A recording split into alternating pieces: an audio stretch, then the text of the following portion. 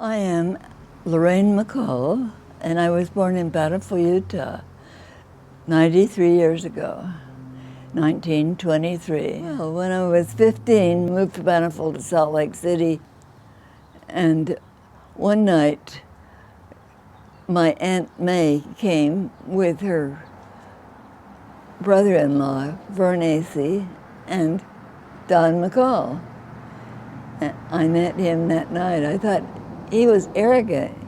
He had a pipe in his mouth and he had a pork pie hat on. And he was always, seemed to me to be showing off. He was always cracking a joke. Don asked me out. I went with him for the next, till I was 20 years old.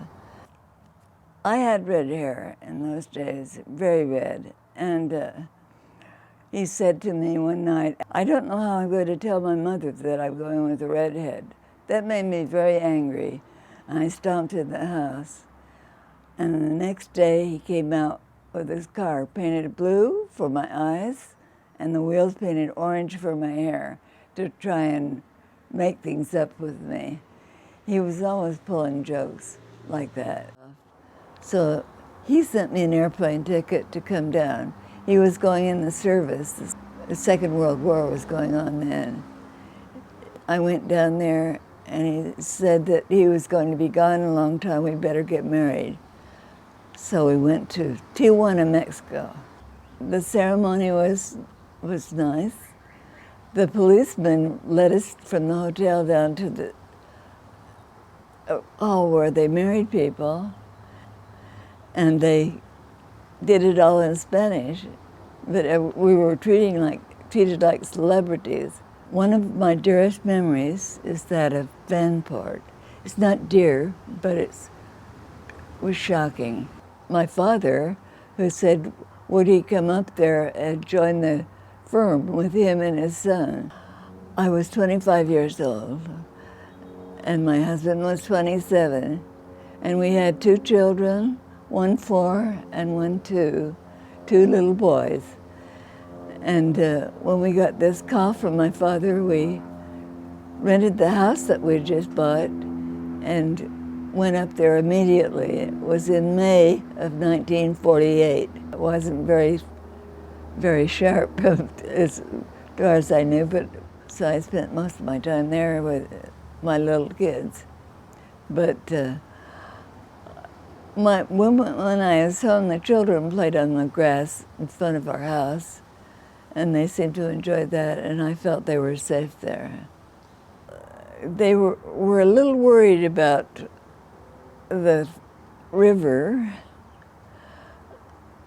overflowing because we'd had 3 days of rain. They made us feel at ease by telling us that nothing was going to happen, that the dikes were strong and they wouldn't break.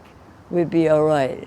So my husband and I packed up the children and went out of town for the Memorial Day. It was May 30th. And when we got back to where we thought was our home, it was a lake, and we were heartsick. All our things were in that house, but most of all, we were happy that our children were with us. When we went inside the building, we found our building. It was off the foundation, but it had moved, but it was still there. We went in, and the only thing we could find that was usable inside was in an iron box. My husband had saved all his important papers in that iron box, and I still have it because we just had the clothes on our back. There was 18,000 people who were left homeless that day. We went to my parents' house and lived in the attic until the Red Cross, that wonderful Red Cross, came looking for us, and they found us a house to rent on 82nd Avenue. But after 6 months in the house, we got word that the renters that we had in North Hollywood had moved out and gone back to Tennessee.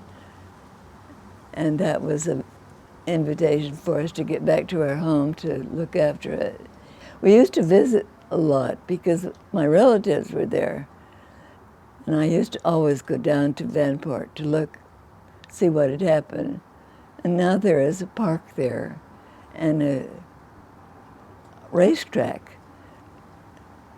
But it reminded me that we had all those houses and all those people living there.